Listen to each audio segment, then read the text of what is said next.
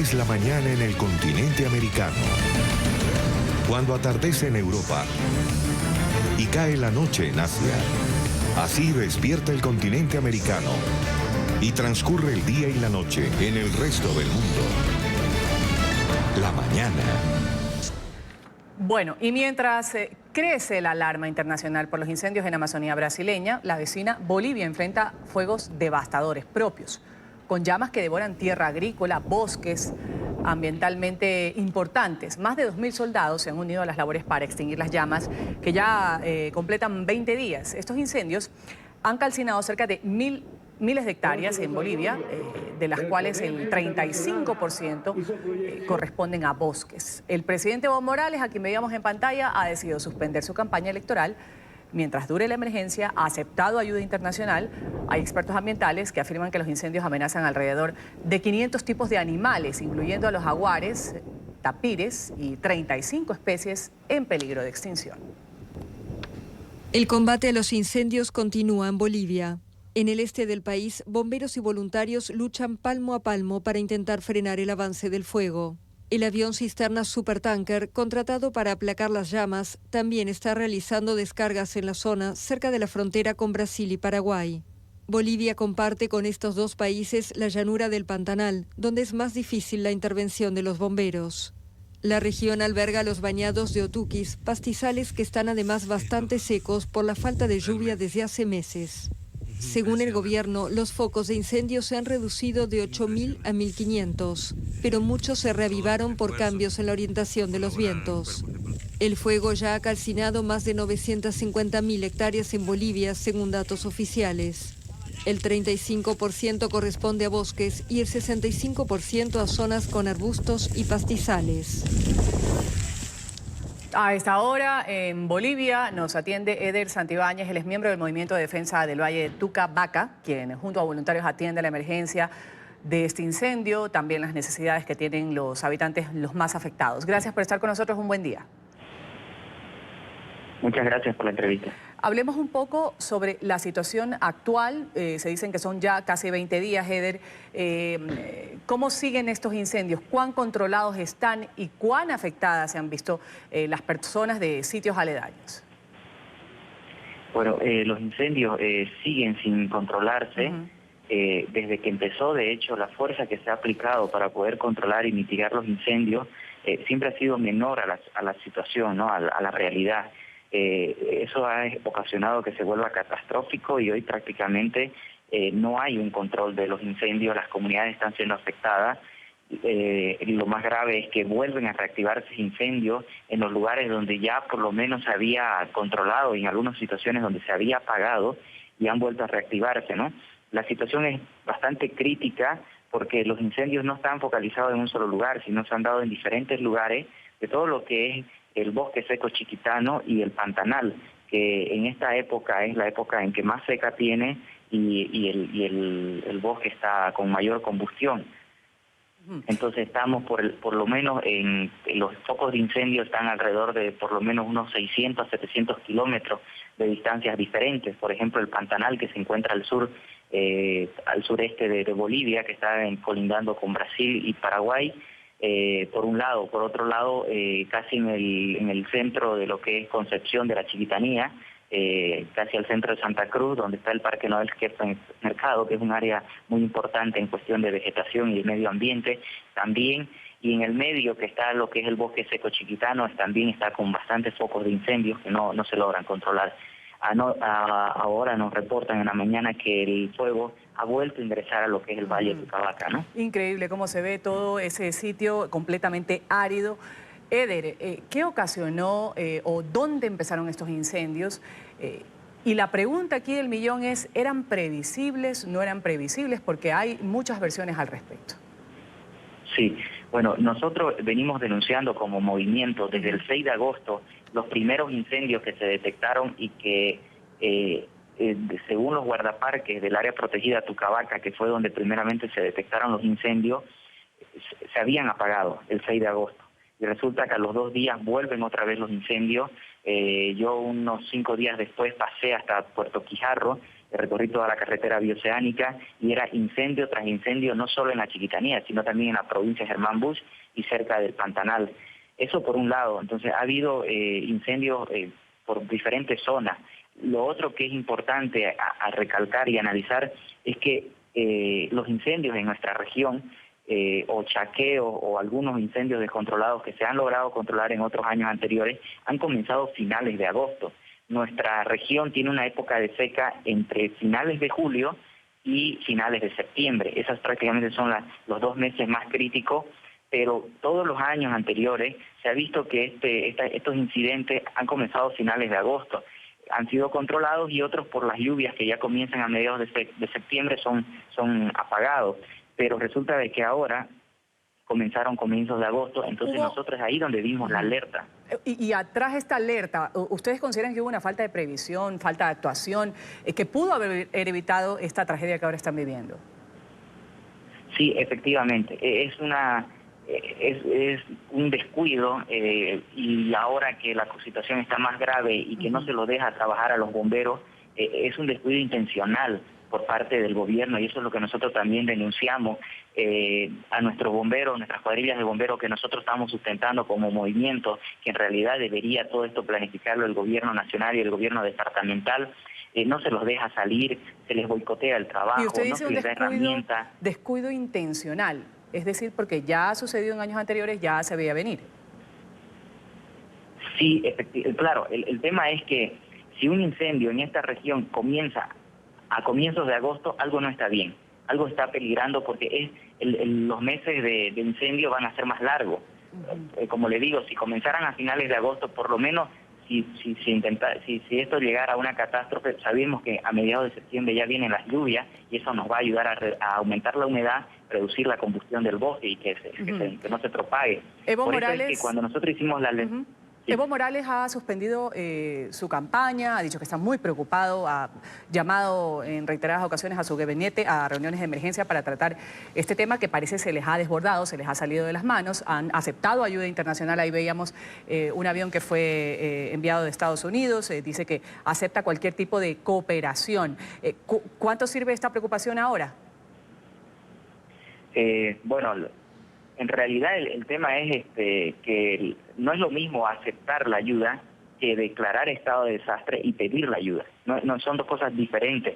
El gobierno una vez más está tratando de hacer una maniobra de lo que es a lo que no se estaba pidiendo. Hace dos noches atrás nosotros recibimos a los bomberos, 26 bomberos de Jujuy, de Argentina, que habían llegado y que llegaron al movimiento porque el enlace que había con el gobierno se perdió. Y no había intenciones de encaminarlo. O sea, reciben la ayuda y boicotean la ayuda que reciben. Entonces, si se declara zona de desastre, nos va a dar más espacio para actuar a los movimientos también y a la ayuda que venga, que se solicita, la ayuda internacional, con toda su logística. Se ha conformado por parte del gobierno un comité de emergencia, que lo que hace ese comité es boicotear todo el trabajo y estas ayudas, hacerlas como caer en saco roto y no sacarle toda la productividad que pueden darnos, toda la eficiencia que pueden darnos, ¿no? Entonces, no es lo mismo recibir la ayuda que pedirla. Nosotros como movimiento estamos presionando aquí y a nivel nacional para que el gobierno declare estado de desastre y se pida la ayuda internacional. Tenemos 100 trajes de bomberos de Estados Unidos para recibir y no podemos porque tiene que entrar a aduana porque no está declarado estado de desastre. O sea, criterio suyo, una mala administración, una mala coordinación logística con respecto a todo lo que se tiene para poder enfrentar esta tragedia. Eder, ¿qué sentimiento le da a usted cuando está viviendo en Bolivia, cuando los bolivianos están viviendo también una situación caótica con los incendios? Las expresiones de Jair Bolsonaro de Brasil, que ha dicho, bueno, gracias, pero no, se lo agradezco, pero no, a los 22 millones de dólares que han sido pues, ofrecidos por los miembros del G7, dicen, no, pues esta no es una colonia, Brasil, o tierra de nadie. ¿Qué sentimiento le dio a usted? Bueno, aquí lo que hay que entender prácticamente es que hay una relación en toda América Latina y el centro de América Latina de generar una economía extractivista Ese es el punto central. Nosotros denunciamos y hemos venido denunciando que en nuestro Valle de Tucabaca se ha impulsado actividades extractivas como la ganadería intensiva y la agroindustria, la siembra de soya, y hay un complot de los gobiernos, sean izquierda o derecha, se han unido para que todo esto se dé, para que se arrase con la Amazonía, se arrase con los valles, con nuestros bosques, para sembrar soya, para dedicarse a la agroindustria y al monocultivo. Entonces, ese es el trasfondo en realidad de la cuestión. Esto que nuestro bosque se haya vuelto con mayor combustión es producto de la deforestación que nosotros venimos denunciando y es producto de los paquetes legales que ha impuesto el gobierno a nivel nacional con el tema de la ampliación de la frontera agrícola, con el tema del chaqueo autorizado, cuando él se había comprometido a nivel internacional que no iba a autorizar los chaqueos ni la quema. Chaqueo y quema cero, pero resulta que han hecho normativas legales para permitirlo, justamente en complicidad de la agroindustria, del gran capital que hace el monocultivo y que está destruyendo nuestros bosques. Coinciden con Jair Bolsonaro y esa es la política a nivel internacional, ¿no? Destruir los bosques justamente para este tipo de actividad extractiva que daña nuestro medio ambiente. Increíble. Gracias, Eder Santibáñez, por su denuncia, miembro del Movimiento de Defensa del Valle de Tucabaca, quienes junto a voluntarios atienden la emergencia que se registra de este incendio en Bolivia y también las necesidades de los habitantes que han sido afectados. Gracias, un buen día. Muchas gracias.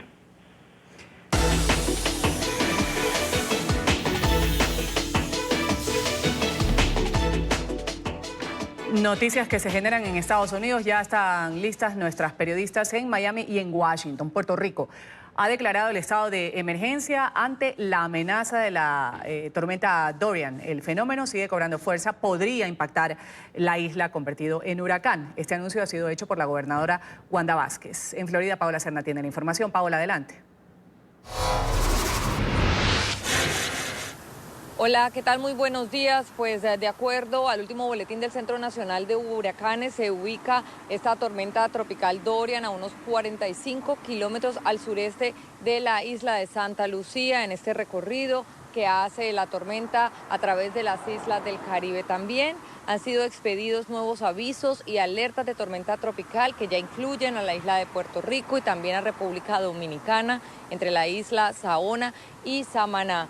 La gobernadora de la isla de Puerto Rico ha hecho un llamado a los habitantes de la isla a estar preparados y a actuar frente a el posible embate de esta tormenta tropical que pudiera convertirse en un huracán categoría 1.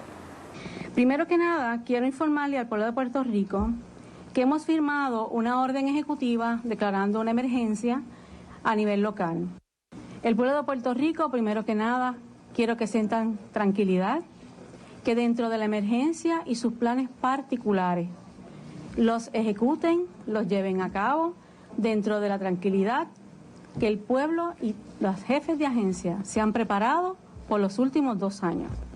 Así que la experiencia de María ha sido una gran lección para todos, no solamente para nosotros en carácter personal, sino también para el gobierno de Puerto Rico. Dorian es el cuarto sistema tropical que se forma en esta parte del Caribe en lo que va de la temporada de huracanes que inicia desde el 1 de junio hasta el 30 de noviembre. En un principio el Centro Nacional de Huracanes había dado un pronóstico medio en la formación de estos ciclones. Sin embargo, esto cambió hace pocos días y dieron un nuevo informe sobre lo que será la temporada de huracanes, diciendo que estará por encima de lo normal. Esto debido al fenómeno del Niño, que se ha ido disipando y por consecuencia pudiera traer un mayor volumen de fenómenos atmosféricos. El Centro Nacional de Huracanes monitorea el desarrollo y la trayectoria de la tormenta tropical Dorian, que sigue fortaleciéndose, amenazando las Antillas Menores y las islas al este del Caribe. Y ahora, de hecho, durante esta jornada tiende a mostrar señales de que está un poquito más intensa. La nubosidad que conforma esta tormenta tropical está un poquito mejor estructurada, la velocidad del viento central ha aumentado, así que sí está un poquito más saludable, lo que por supuesto es preocupante, principalmente para la zona del Arco de las Antillas y luego para Puerto Rico y Dominicana al corto plazo, tanto como mitad de semana. Aunque aún no se convierte en huracán, ya hay avisos de vientos huracanados para Santa Lucía. Asimismo, hay alertas de tormenta tropical que se mantienen para Barbados, San Vicente y las Granadinas y avisos para Dominica, Martinica, Granada y sus dependencias. Puerto Rico, República Dominicana, Haití y las Islas Vírgenes deben permanecer atentos a la evolución de Dorian. Cuando vaya avanzando hacia el Mar Caribe, alcanza la categoría de huracán. Así, con esa categoría como huracán, categoría 1, pasaría el día miércoles al sur de Puerto Rico. No se espera que el centro de este sistema pase por encima de Puerto Rico. Hace pocos días el Centro de Huracanes modificó el pronóstico inicial de la temporada ciclónica, previendo una actividad mayor de lo normal. Cuando hay evento niño, hay menos huracanes. Ese evento niño estaba presente a principio de año, pero conforme pasaron los meses, ese evento niño se fue disipando. Ahora no tenemos ese fenómeno del niño presente, con lo cual digamos que tienen más libertad los huracanes para formarse. Dorian es una tormenta tropical que traerá mucha lluvia. Esa es otra de las advertencias y preocupaciones de las autoridades que hacen a las personas para que tengan en cuenta y eviten riesgos. La información de Miami, soy Paola Serna. Continúen con más desde nuestros estudios centrales. Muy buenos días. Un buen día, Paola, gracias por tu reporte. En Estados Unidos pues ya comienzan a prepararse para las elecciones del 2020. La Casa Blanca va a poner en marcha un programa anunciado para proteger las bases de datos de los votantes. Esto ante un temor de un ciberataque. En Washington, Emiliana Molina tiene el reporte. Emiliana. Así es, Ruth, ¿qué tal? Muy buenos días. Pues se espera que este plan salga en el próximo mes posiblemente, y es que el Departamento de Seguridad Nacional teme que la base de datos pueda ser blanco de ataques cibernéticos, donde los hackers podrían bloquear el sistema por completo y demandar una suma de dinero por liberarlo. Este tipo de virus ya se ha visto en los computadores de decenas de ciudades en Estados Unidos, incluyendo la ciudad de Atlanta, la ciudad de Baltimore y el estado de Texas. La base de datos de los votantes, de hecho, es uno de los pocos sistemas que aún está conectado con el Internet. Y es por esto que funcionarios creen que este sistema está bajo riesgo y alertan de inmediato a todas las autoridades pertenecientes. De hecho, Robert Mueller, el fiscal especial de la trama rusa, lo advirtió en una audiencia en el Congreso recientemente cuando legisladores le preguntaron si creía que las elecciones presidenciales ya estaban bajo ataque de gobiernos exteriores o posiblemente de hackers. Y Mueller respondió que asimismo ya se están llevando a cabo intentos o esfuerzos para lograr hackear nuestro sistema en las elecciones del 2020. Esta es toda la información que tenemos en directo desde Washington. Ruth, regreso con ustedes. Gracias, Emiliana, por tu reporte. Y como una tragedia describe el comisionado de los derechos de los migrantes de la Comisión Interamericana de Derechos Humanos la situación que se vive en la frontera sur de Estados Unidos. Tras 6 días de visita a esta zona, el organismo ha presentado una radiografía prácticamente de la realidad que hay en estas poblaciones que están en busca del sueño americano.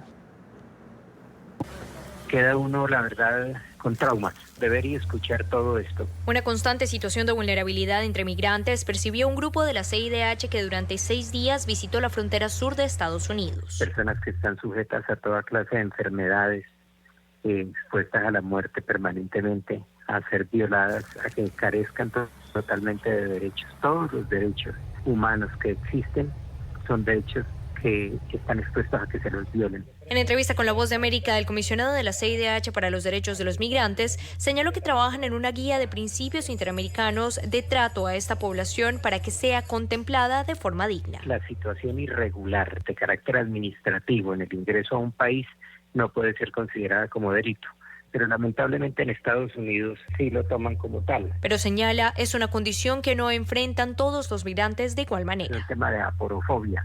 Es una fobia, pero al pobre, no es una fobia a todos los migrantes. Por su parte, el Departamento de Seguridad Nacional ha insistido en que su trabajo está enfocado en garantizar la seguridad de Estados Unidos. Las organizaciones y la actividad criminal que estamos tratando de enfrentar cruzan fronteras, no respetan nuestra soberanía nacional y la única forma de abordarlo de manera efectiva es trabajando juntos. La CIDH confirmó que avanza en su solicitud al gobierno mexicano para poder adelantar la misma actividad de acompañamiento en la zona fronteriza desde su país. A bordo de una vieja avioneta y rozando el desierto blanco de la costa este de Groenlandia, 3 científicos de la NASA están lanzando sondas en aguas nacaradas del Ártico para medir el impacto del agua tibia de los océanos en el deshielo de los glaciares. Una situación que es cada vez más preocupante. Groenlandia, una isla de 2 millones de kilómetros cuadrados rodeada por las aguas del Océano Ártico, está cubierta de hielo en un 85%. Eso coloca el inmenso territorio en la línea de frente del deshielo del Ártico, una región que se calienta 2 veces más rápido que el resto del planeta. Desde este aeropuerto remoto, científicos de la NASA surcan el cielo polar para recopilar datos que ayuden a entender mejor un aspecto poco estudiado: cómo los océanos interactúan con los glaciares y contribuyen a fundirlos. El planeta se está calentando debido al cambio climático causado por el hombre, y Groenlandia está sintiendo el impacto fuertemente. Muchos piensan que el hielo se derrite por el calentamiento del aire como un cubo de hielo bajo un secador de cabello, pero los océanos también están carcomiendo los bordes del hielo. Esto se debe a que los glaciares fluyen hacia el océano, pueden sentir el agua más caliente y se están retrayendo por eso. Estas misiones se realizan desde 2015, volando sobre fiordos, glaciares y icebergs en un antiguo avión de la Segunda Guerra Mundial. Arrojan sondas al agua para medir la temperatura del Ártico. Una vez en el océano, comienzan a transmitir datos sobre la temperatura y la salinidad del agua en el fondo marino. Los datos se envían por radio al avión y pueden ser comparados con los de vuelos anteriores para ver cómo el agua tibia de los océanos está afectando a los glaciares. Es una gran interrogante cómo las variaciones de la temperatura del océano afectarán la capa de hielo de Groenlandia en el futuro. Por lo que los datos que estamos recopilando son muy valiosos porque nos permiten por primera vez relacionar cuantitativamente los cambios de temperatura del océano con el derretimiento de la capa de hielo. Si la banquisa y el hielo que cubren la base continental desaparecieran, el nivel de los océanos podría aumentar 7 metros y sumergir islas y regiones costeras por todas partes del planeta. Volando y arrojando cientos de sondas durante 5 años, estos científicos esperan mejorar las predicciones del aumento del nivel del mar a medida que el hielo de Groenlandia se derrite. Continuamos con el programa. Vamos a hablar a esta hora de México y Estados Unidos, que se preparan para evaluar las medidas a las que el gobierno del presidente Andrés Manuel López Obrador se comprometió el pasado 8 de junio para contener la migración ilegal en la frontera común. Este acuerdo ha tenido lugar después de que la administración de Donald Trump amenazara con aplicar aranceles a las exportaciones mexicanas. De acuerdo con Estados Unidos, el pacto establecía que en el caso de que México no lograra frenar la migración, tomaría medidas para convertirse en el tercer país seguro, con la obligación de acoger a los demandantes de asilo en su territorio. Les puedo decir que vamos bien, pero ya pronto vamos a informar y se va a llevar a cabo una reunión de evaluación entre el gobierno de México y el gobierno de Estados Unidos, el día 10 de septiembre. Las autoridades en Newark, en Estados Unidos, han anunciado que obtuvieron préstamos por $120 millones para reemplazar sus cañerías. Esta ciudad afronta una crisis sin precedentes por la contaminación de su agua potable con plomo que afecta a miles de residentes. Al menos 18.000 conductos fluviales van a ser reemplazados, según informó el alcalde de esta ciudad. Se estima que la obra va a tener una duración de 30 meses. En Hong Kong, miles de manifestantes se han reunido para formar cadenas humanas en una protesta pacífica. La iniciativa logró que cientos de personas de varios distritos de la ciudad participaran en la masiva movilización. Estos ciudadanos han portado carteles en distintos idiomas, agradeciendo el apoyo recibido por parte de diferentes países en el mundo. Según los organizadores, al menos 135.000 personas han hecho parte de las manifestaciones. Hong Kong ha sido escenario por más de 12 semanas de manifestaciones que reclaman más democracia.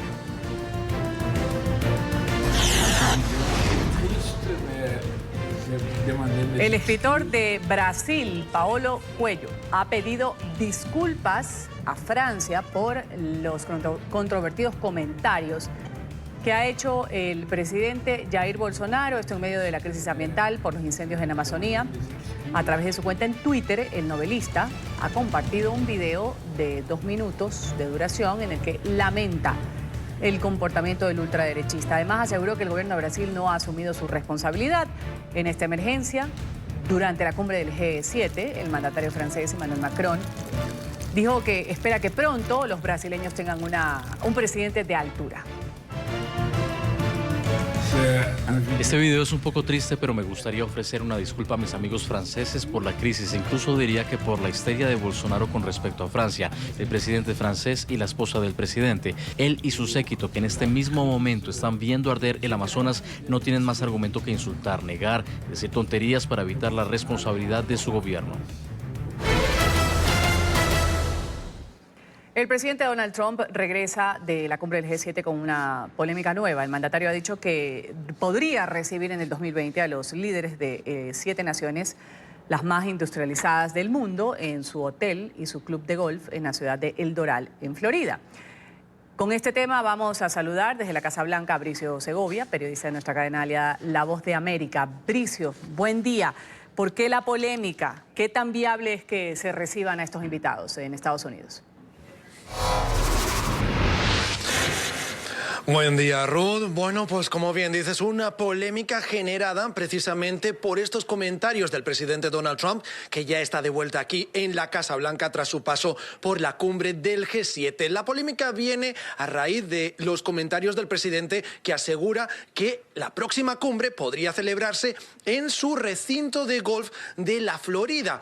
Algo que lleva a pensar que podría acarrear un conflicto de intereses, aunque el presidente ha asegurado que no está interesado en ganar dinero con esta cumbre. Dice que el motivo de que haya tenido en mente a su club es porque es el lugar mejor habilitado para que se alojen todos los invitados y también la prensa. Desde la Casa Blanca aseguran que se han contemplado y que se están contemplando todavía más de una decena de ubicaciones donde podría llevarse a cabo esta cumbre el año que viene. Sin embargo, el presidente ha destacado su predilección por su club de golf en la Florida. Todo esto además alimentado por una polémica más, y es que Donald Trump ha pedido a los miembros de este grupo de los 7 que vuelvan a incorporar a Rusia. Por lo tanto, esta nueva cumbre del año que viene podría contar incluso con la presencia del presidente ruso Vladimir Putin,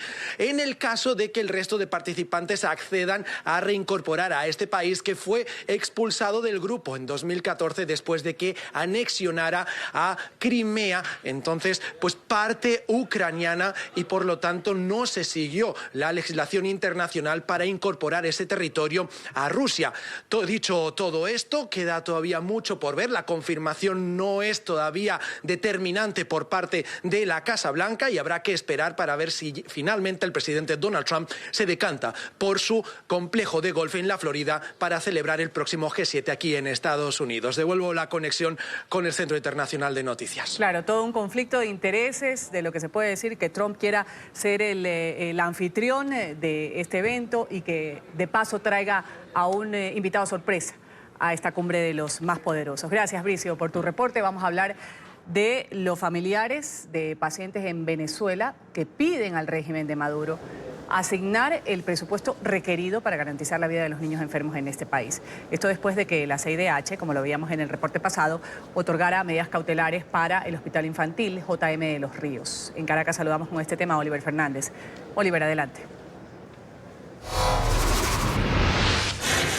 Un buen día para ti, Ruth, amigos televidentes. Un placer, como siempre, saludarles desde la capital venezolana. Así es, las distintas organizaciones no gubernamentales defensoras de los derechos de los niños y también las madres que tienen niños que son pacientes crónicos han pedido al régimen de Nicolás Maduro que respete estas medidas cautelares impuestas por la Comisión Interamericana de Derechos Humanos, sobre todo en el Hospital JM de Los Ríos, donde desde el año 2017 han muerto 32 niños y solo este año ya son 8 los niños del servicio de nefrología que lamentablemente han perdido la vida, todos por falta de insumos y medicamentos. La ayuda humanitaria, Ruth, pues sí ha ingresado a Venezuela en muy pocas cantidades para poder, o de alguna manera, para poder sustituir a los programas sociales. Es muy difícil para los pacientes venezolanos poder obtener los medicamentos y evidentemente se refugian en esta ayuda humanitaria que también se ha convertido prácticamente en una utopía. Sin embargo, los familiares, ellos reclamaron este lunes desde la organización SECODAP, que es una organización que se encarga de defender los derechos de los niños, y allí están los testimonios que recogió nuestro compañero Luis Laya en el siguiente informe. 14 años luchó Andrés Fernández, el hijo de Victoria, contra un cáncer. Murió el 19 de agosto de este año por falta de insumos y una cura para su enfermedad en un hospital venezolano. El día que fallece mi hijo, no había cómo hacer una hematología. Tuvimos que hacerla por fuera. Mi hijo llegó con una hemoglobina en 5. Las condiciones en este centro de salud, el JM de Los Ríos, son paupérrimas. No hay insumos, tampoco salubridad. La contaminación arrasa con la vida de los pacientes, pues los equipos no son mantenidos. Y se complican es por una inacción del Estado. Entonces el Estado también mata por omisión. Porque algo está pasando. O sea, vamos a permitir que nuestros hijos sigan muriendo.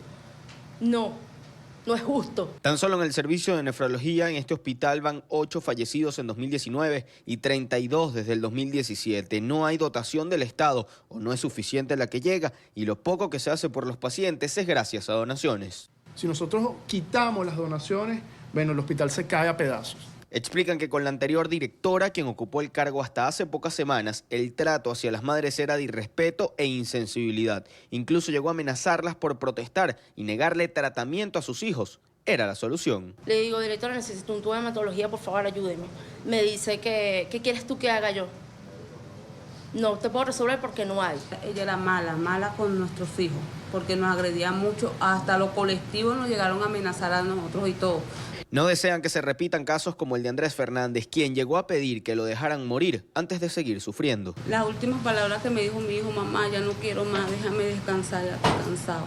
Las madres tienen el anhelo de ver recuperados a sus hijos, que no mueran más. Por eso piden que se acaten las medidas de protección de la CIDH, que exige al régimen de Maduro parar las muertes por la negligencia.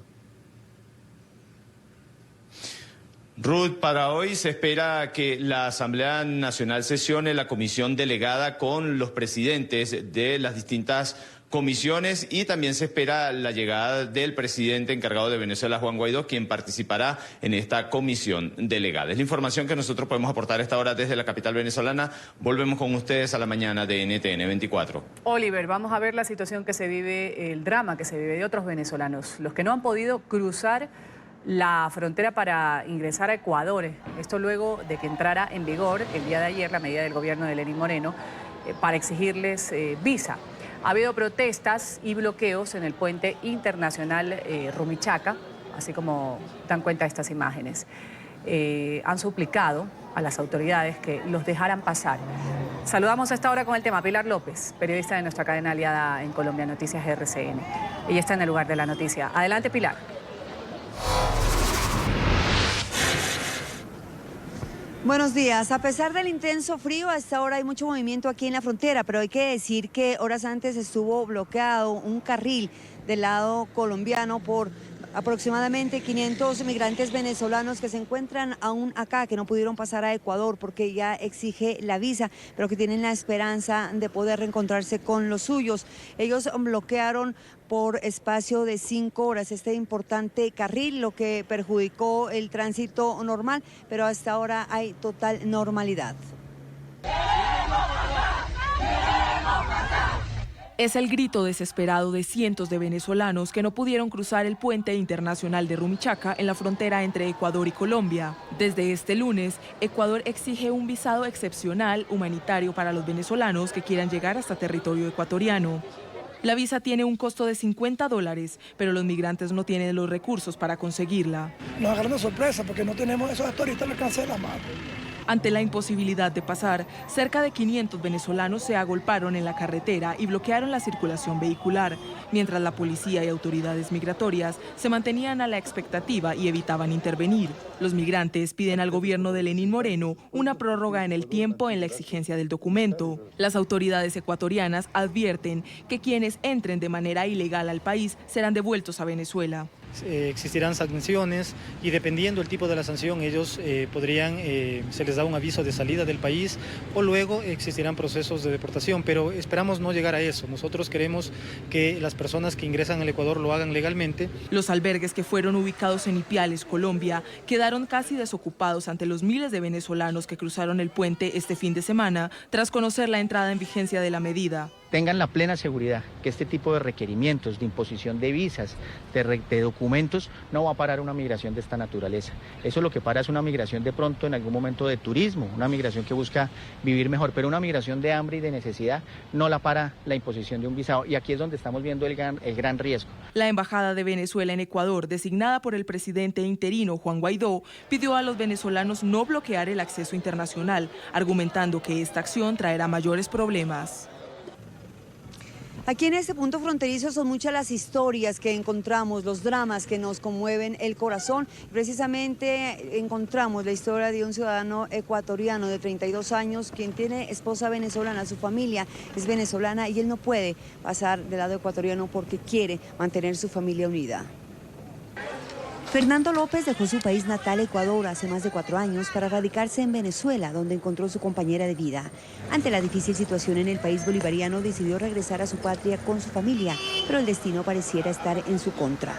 Eso es lo que quiero saber en este momento, pues, a ver cómo se hace por el motivo de que están pidiendo visa, para ver cómo se hace para ver si podemos pasar todo, porque claro, yo tampoco no la voy a dejar. Recorrió con su esposa e hija más de 1.400 kilómetros para llegar hasta el puesto migratorio de Rumichaca e iniciar una nueva vida en su nación. Pero ante las medidas adoptadas por el presidente del vecino país, su futuro en Ecuador junto a sus seres queridos es incierto. Pues lo único que les puedo decir es que de parte está muy mal. Para mí eso está muy mal, bueno, por mi mujer. Con el semblante desencajado por la angustia, no entiende por qué su país hoy le está cerrando las puertas a lo que más quiere en la vida. Confiado, espera por un milagro en la frontera común. Esperamos pues que ojalá Dios quiera y nos ayude. Con el equipaje a bordo permanece en el puente internacional de Rumichaca, fortalecido en el amor de su joven esposa venezolana y su pequeña hija de 3 años. La policía continúa haciendo presencia en este segundo paso terrestre más importante de Colombia para mantener la calma y el orden. Nosotros continuaremos muy pendientes acompañando a las familias, a los migrantes que tienen ese sueño, esa ilusión de atravesar suelo ecuatoriano. Con la cámara de Mauricio Mesa para NTN, Pilar López Hernández. Pilar, gracias por tu reporte y tus crónicas. Vamos a citar ahora a una profesora, Nidia Janet. Ella trabaja 6 de los 7 días de la semana. El domingo lo dedica a trasladarse a la escuela rural donde dicta clases. Con el cierre de una vía al llano en Colombia, su ruta es mucho más larga. Sale desde el centro del país, recorre en bus 3 municipios, luego se sube una moto más de 1 hora, después camina otra hora, bajando una montaña. Todo esto de la mano de su hija de 8 años, quien también es estudiante. Ella es una mujer ejemplar, es parte de esta historia de hazañas maestras de nuestra cadena aliada en Colombia, Noticias RCN.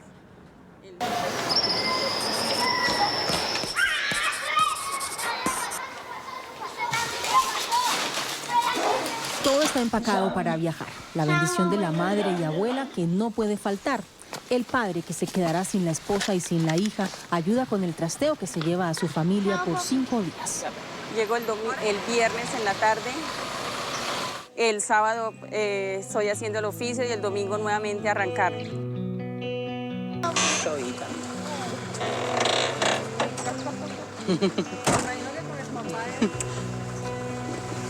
Chao, amor. Es el primer viaje de Ubaque a Cáqueza. Todas las veces que nos despedimos, él se pone muy triste, igual la niña. Normalmente su recorrido es de Ubaque hasta Cáqueza inicialmente y de allí hasta Guayabetal para llegar finalmente a la vereda La Palma donde trabaja. Pero con el cierre de la vía El Llano, a la profesora Nidia se le duplica el recorrido y los costos. Una buseta de aquí a Cáqueza, de Cáqueza, sí, es en esta que vamos, de ahí nos lleva una con Cáqueza, de hasta Gutiérrez, pasamos por Fosca. Son los primeros 7.000 pesos en pasajes en una vía muy difícil. La lluvia no ayuda al llegar a Cáqueza. ¿En condiciones normales usted igual llega a este terminal? Sí, cuando la vía está abierta, lo que hago es llegar hasta acá y coger otra buseta, pero como para Guayabetal. Pero como en ese momento la vía lleva 2 meses cerrada, tengo que ir al otro terminal para coger una buseta para el municipio de Gutiérrez. vamos para el otro terminal. La profesora tiene siempre que cargar sus 2 morrales y la caja del mercado. Z que va para Gutiérrez, que está por acá. La 04. La 04. El bus acaba de salir y no hay que perderlo. Ay, Dios mío. Caja al hombro y paso rápido, más una llamada entre conductores y logra subirse. Buenos días. Listo. Casi siempre es esta misma carrera. Ha sido difícil porque a veces nos toca correr o llamar para que nos esperen. Siempre difícil. Otra carretera difícil que complica el invierno. La Gutiérrez está un poquitico pesadita por lo que como estamos en invierno, entonces un poquitico maluquita. Maluquita, angosta, resbalosa y peligrosa, zona habitual de derrumbes. El reloj del bus marca 12:33 minutos del mediodía y para la profesora y su hija Laura Sofía, de 8 años, es hora de almorzar. A veces no alcanzamos a entrar a un restaurante, ya sea porque el carro se va temprano.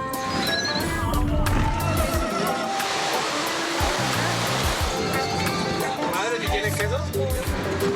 Pasamos por la quebrada San Antonio, donde bien escondido está el santo del mismo nombre, y el municipio de Josca antes de llegar a Gutiérrez. Aquí se suman 11.000 más a su cuenta de viaje. Mire, le cancelo. Sí, señor. Debemos esperar el tercer transporte. Ya son 4 horas viajando. Y a veces uno, cuando ya llega y no más, pero otra vez hay que seguir. La idea del no más no se queda mucho tiempo en su cabeza. Aquí en Gutiérrez espera casi 2 horas más a los motociclistas de su confianza que conocen la vía para que la lleven a la escuela. Buenas, ¿cómo está Ferney? ¿Cuál viene la otra moto? Sí, pues viene atrás, ahí para allá está en Barrial. ¿Sí? Morrales, Caja, ella y su hija van en la misma moto. Aquí en el municipio de Gutiérrez empieza la antepenúltima etapa del viaje de la profesora Nibia, pero ahora tenemos que transportarnos en moto. ¿Hacia dónde vamos, profe? Hacia la Peña de Santa Rosa. ¿Y allá a cuánto estamos de la escuela todavía? Estamos como ahora, como a 2 horas. O sea que llegamos al final de la tarde. De la tarde, sí, señor. Bueno, vamos, profe.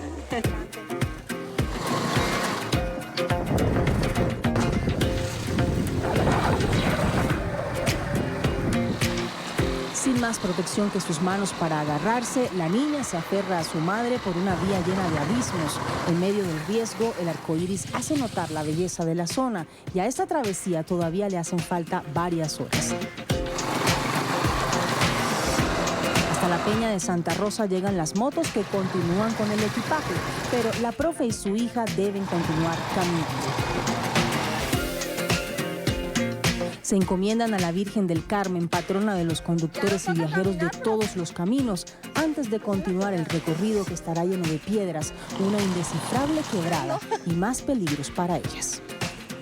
Continuamos con el programa. Gracias por su sintonía con el Canal de las Américas. Tan solo 2 años después del devastador huracán María, las autoridades de Puerto Rico han declarado ya el estado de emergencia por el paso de la tormenta tropical Dorian. La gobernadora Wanda Vázquez ha firmado una orden ejecutiva ante la previsión que indica que el fenómeno puede convertirse en huracán de categoría 1 y va a azotar a la isla este miércoles. Las autoridades han comenzado ya a acondicionar 360 refugios con capacidad para albergar a 48.500 personas.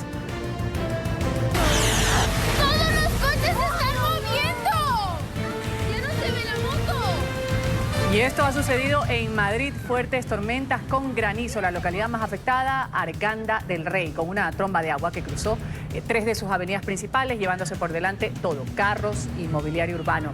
Hay filtraciones en hospitales, las calles, después de que ha pasado el agua, están convertidas en lodazales y las casas inundadas. Los bomberos han tenido que atender 300 llamadas de auxilio.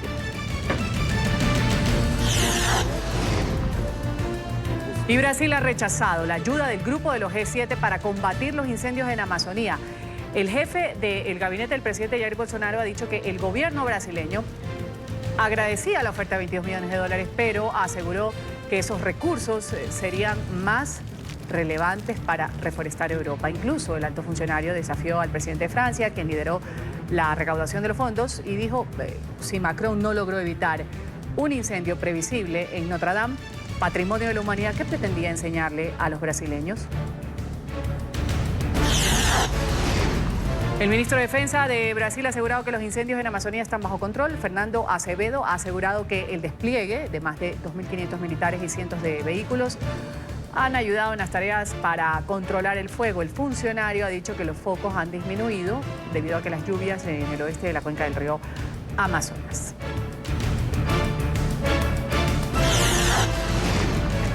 1 millón de hectáreas de bosques y pastizales han sido destruidos por los incendios en el oriente de Bolivia. Este fuego comenzó hace unas 3 semanas aproximadamente.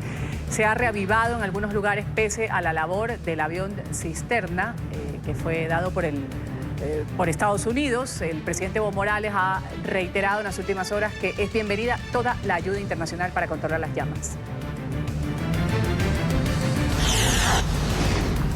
Damos cuenta ahora de una masacre registrada en Ciudad Juárez, en la frontera entre México y Estados Unidos. 3 niñas entre 4 y 14 años han sido asesinadas por un comando armado.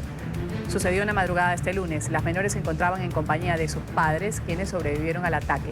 El tío de las chicas, un hombre de 25 años, fue hallado muerto.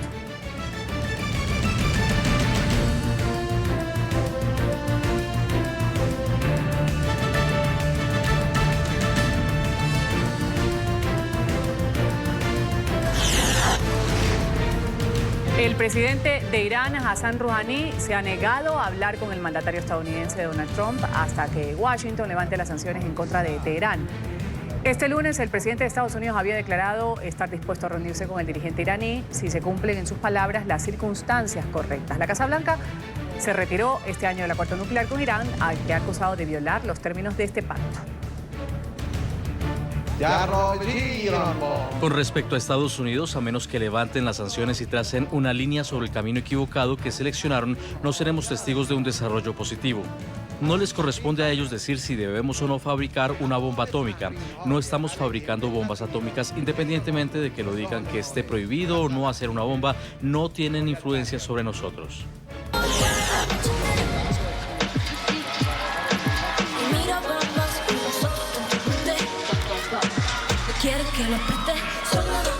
Y anoche se entregaron en New Jersey los premios MTV. La española Rosalía y el colombiano J Balvin se han llevado el premio a Mejor Videoclip en la categoría Latín, gracias a su colaboración con Altura. La cantante Taylor Swift ha sido la artista que más premios ha recibido, 3 galardones. Shawn Mendes y Camila Cabello han sido reconocidos con el premio Mejor Colaboración por la canción Señorita.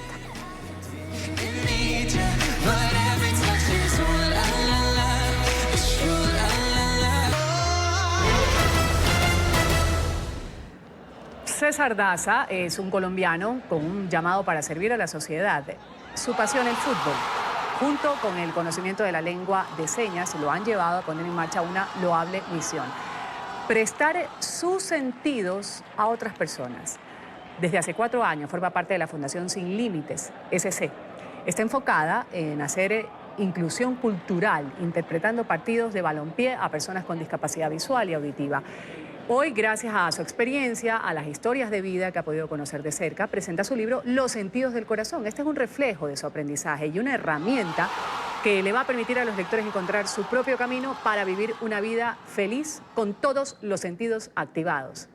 Daza ha formado parte del proyecto Valientes de nuestra cadena aliada en Colombia, Noticias RCN, donde a través de su labor hizo posible el sueño de un niño con discapacidad visual. Vamos a recordar esta historia. Ellos adaptaron la sensación de vivir el deporte con los ojos del alma. Su valentía convirtió las tribunas del país en un sueño hecho realidad para las personas en condición de discapacidad. Hoy César Daza y José Richard Gallego suman a su proyecto una nueva ilusión. Juan Sebastián, de 7 años, vive con una discapacidad visual. Con Alma Cardenal de la mano de nuestros valientes, aprende a vivir la tribuna cargado de pasión albirroja. César le está enseñando para que él sepa dónde están los jugadores, dónde está el balón, lo que está pasando en la cancha. Pues porque, digamos, él no ve, pero pues lo escucha, entonces sabe dónde está todo. Lo puede vivir de una manera mejor el fútbol, lo siente más. Lleno de sueños, siembra pasión por el fútbol santafereño. De Santa Fe, pero es que se lo comieron. Gracias a César y José Richard, el niño de sueños gigantes materializó su gran anhelo, conocer a su ídolo, Jerry Mina. Estuvo súper emocionado. Desde que Jerry llegó, él empezó a estirarle la mano porque quería conocerlo ya. O sea, él estaba muy emocionado. Ni siquiera durmió. Mientras los goles del hijo de Guachén en Rusia se dibujaron en su mente.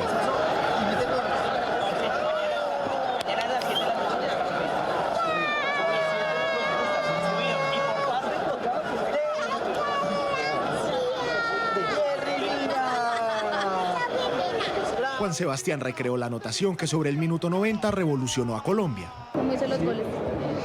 Así de pum. De cabecita. Uy, de cabecita. Cargado de energía, su admiración se desbordó por el defensor colombiano. Es un jugador, un jugador, y él hace muchos goles. Le hicimos realidad el sueño a Juan de que conociera... Y junto al anhelo de conocer a Jerry, César Daza y José Richard tejieron kilómetros para cumplir el segundo gran sueño de Juan Sebastián, esta vez en la inmensidad. Tienes arena hasta en los ojos, mira eso. Ya, mira, agáchate y coge la arena. Eso, cógela. ¡Wow, qué bien! El escenario en donde las metas se cumplen y la unión se vuelve fuerza. Y que hacen del corazón de un niño todo un símbolo de fe. ¿Y qué disfrutaste? Ella se pone contenta. Hoy, cobijados por la pasión del fútbol, escriben a manos una sola consigna. A través del fútbol podemos cumplir sueños. Y de los amigos que en la tribuna se convierten en familia. Opino que la labor que él hace es hermosa, porque muchas personas se olvidan de que alguna persona con una discapacidad también pueden vivir el fútbol. Con amor en las manos, nuestros valientes encontraron en Juan Sebastián la imagen de los sueños hechos realidad. Como un ángel. Él es el angelito de mi vida.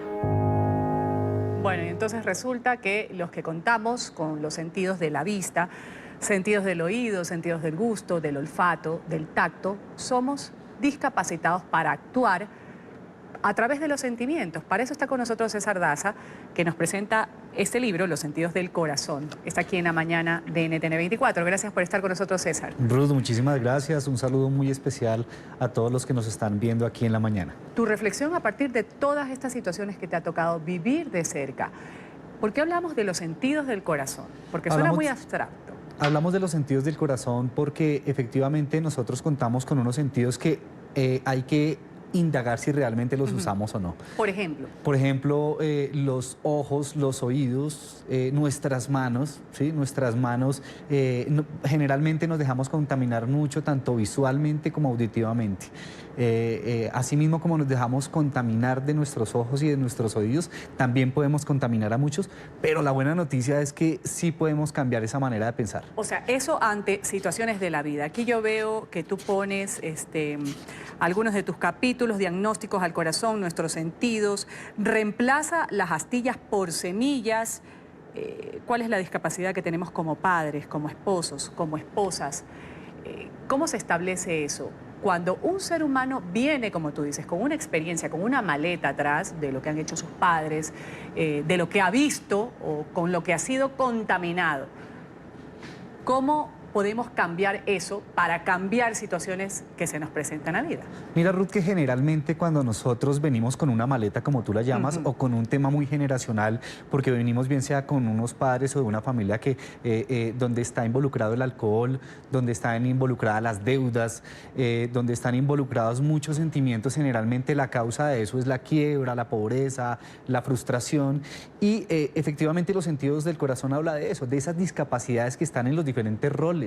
Yo no puedo llevar una maleta, como tú la llamas, efectivamente, porque mi papá era alcohólico, yo también tengo que ser alcohólico. No, o sea, esto es algo que viene en nuestro corazón. También, por supuesto, que eso es algo que tenemos que llevar de la mano con Dios. Eso es algo que para mí es supremamente base y es fundamental en todos los seres humanos, pero también es un tema de decisiones. Es un tema de decidir: voy a hacer un cambio en mi vida, voy a cambiarle el rumbo a mi vida, a mis pensamientos, a mi manera de ser. Si tienes que cambiar de grupo de amigos, importantísimo hacerlo. Eso es algo que me tocó hacer a mí, y efectivamente el libro habla de esas discapacidades que también tenemos en nuestros diferentes roles como esposos o como esposas, como jefes o como empleados. hablemos de la discapacidad económica, por ejemplo, que también se presenta en nuestras vidas. Claro, ¿Qué pasa ahí? existen Yo, por ejemplo, soy discapacidades una económicas. discapacitada no todo para manejar el mundo dinero. tiene discapacidades económicas, porque pues digamos que incluso yo vengo de un trasfondo donde la situación económica era difícil, ¿sí? Pero aún así es tomar la decisión de hacer un cambio en tu vida. Porque hay muchas personas que viven endeudadas, piden prestado de esquina en esquina, deben en cualquier tienda, en cualquier lugar. Y pues esto es una discapacidad que la consecuencia de esto es la pobreza. La consecuencia de esto es la ruina económica. Pero para todo hay una solución. Yo pienso que Dios siempre tiene una solución para todo y esto es tomar decisiones. Esto es tomar decisiones, ser organizados, hacer una lista de las deudas, hacer una lista de cuáles son esas deudas más grandes a las más pequeñas y tratar de hacer un cronograma de pagos. Por supuesto, ahí lo más importante es ponerle la cara a las deudas. Y claro, esto en cuanto a los derrochadores, ¿qué pasa con los tacaños? Porque también esa es una situación. La tacañez es una discapacidad. Correcto. Definitivamente, indudablemente la tacañez es una discapacidad y efectivamente esto es un llamado no solamente a aquellos que tienen mucho pero no tienen nada, porque pueda que tengan en su banco X cantidad de dinero, pero si piensan que se van a morir llevándose en esto a la tumba, esto es una discapacidad absoluta. Entonces es simplemente aprender a ser generosos, una manera de dar, de poder explotar todo eso que tenemos es siendo generosos. Entonces efectivamente sí existen discapacidades en muchas áreas y esa es la invitación que hago. Generalmente cuando las consecuencias de las malas acciones generan astillas en nuestro corazón. Vamos poniendo ejemplos, César. ¿Cuál es la discapacidad que tenemos como padres de familia, por ejemplo? Como padres de familia tenemos una discapacidad grandísima y se llama la permisividad.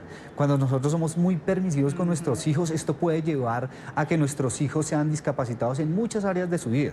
¿Sí? En las redes sociales hay una discapacidad tremenda en las redes sociales que si nosotros somos permisivos con nuestros hijos, que si a los 4 o 3 años les estamos dando tecnología, hay que ser cuidadosos con eso porque podemos estar conllevando a que nuestros hijos, o sea, hay tanta permisividad que nuestros hijos van a cometer grandísimos errores. Entonces, como padres, la gran discapacidad que tenemos es la permisividad. Como esposos, esposas. Como esposos tenemos diferentes discapacidades. Como esposos tenemos la discapacidad de creer que porque todo lo estamos dando en la casa y como porque somos proveedores, porque somos esos sacerdotes que llevamos el sustento a la casa, no tenemos responsabilidades dentro del hogar. Lo siento en el alma, señores, pero aquí hay una gran discapacidad. Nosotros, así como llevamos el sustento a la casa, tenemos una gran responsabilidad como hombres y es meter la mano dentro del hogar. O sea, si yo tengo a mi esposa que tiene hijos, tengo que ayudarle con los quehaceres. Pueda que de pronto no me ponga a hacer aseo o muchas cosas, pero sí le ayudo a mi esposa con las cosas de mis hijos. ¿Y como esposas? Como esposas... Las discapacidades. A ver si atinamos. Las mujeres son la creación más linda que hay por parte de Dios, pero definitivamente si hay una discapacidad en las mujeres es la queja. Entonces creo que la queja no solamente lleva a la ruina. Mucha cantaleta, sí, la queja, mucha cantaleta. Quisquilloso, como decían en mi época. Hay una frase bíblica que dice que la queja es como una gotera en la cabeza de un ser humano. Y yo no sé si alguien se ha puesto a imaginarse esa gotera en la cabeza de eso debe ser algo desesperante, lo más harto del mundo. Claro, porque la queja va acompañada de la culpa, de que si es culpa tuya, de que si esto se hace, que si no se hizo, que si me acuerdo de lo que pasó el 2 de febrero del 2002. Exactamente, a las 8:30 recordar esas cosas de la noche. Exactamente, recordar esas cosas del pasado. Eso es una discapacidad. O es simplemente ahora.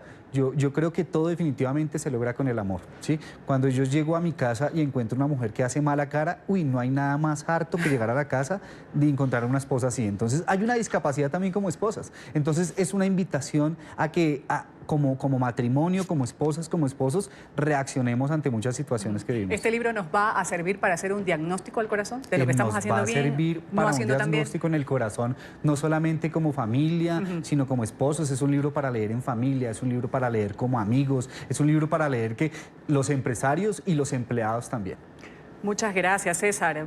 César Daza ha estado con nosotros, autor de Los sentidos del corazón, dando su testimonio a partir de la experiencia que lo acompaña y de trabajar con personas con discapacidades, algún tipo de discapacidad física, pero ahora ahondando en otra discapacidad que quizás es la más terrible de superar, que son las discapacidades que uno tiene a partir del corazón, por no saber utilizar o canalizar ese amor. Claro que sí, recordemos que la discapacidad no está en el no ver o en el no escuchar o incluso estar en una silla de ruedas. La verdadera discapacidad está en el corazón y esta es una invitación efectivamente a que identifiquemos cuáles son esas discapacidades que tenemos en nuestro corazón. La rabia, la ira, el remordimiento, la frustración, o sea, hay cualquier cantidad de discapacidades en el corazón que hace que se formen astillas. Cuando a uno le cae una astilla en un dedo, ¿qué es lo que suele pasar si uno no le pone cuidado? Puede ser algo muy pequeñito, pero si nosotros a esa astilla no le ponemos cuidado, esto puede llegar a ser unas consecuencias totalmente mortales. Es exactamente lo mismo en el corazón. Gracias. Si no ponemos cuidado a esas discapacidades que tenemos en el corazón, las consecuencias pueden ser muy difíciles. Gracias, César. Nos quedamos conversando aquí en el corte. Gracias a todos por su sintonía con el programa La Mañana de NTN 24. Enseguida empieza Club de Prensa con Gustavo Alegret y otros temas de interés sobre la mesa de trabajo. Adelante, Gustavo.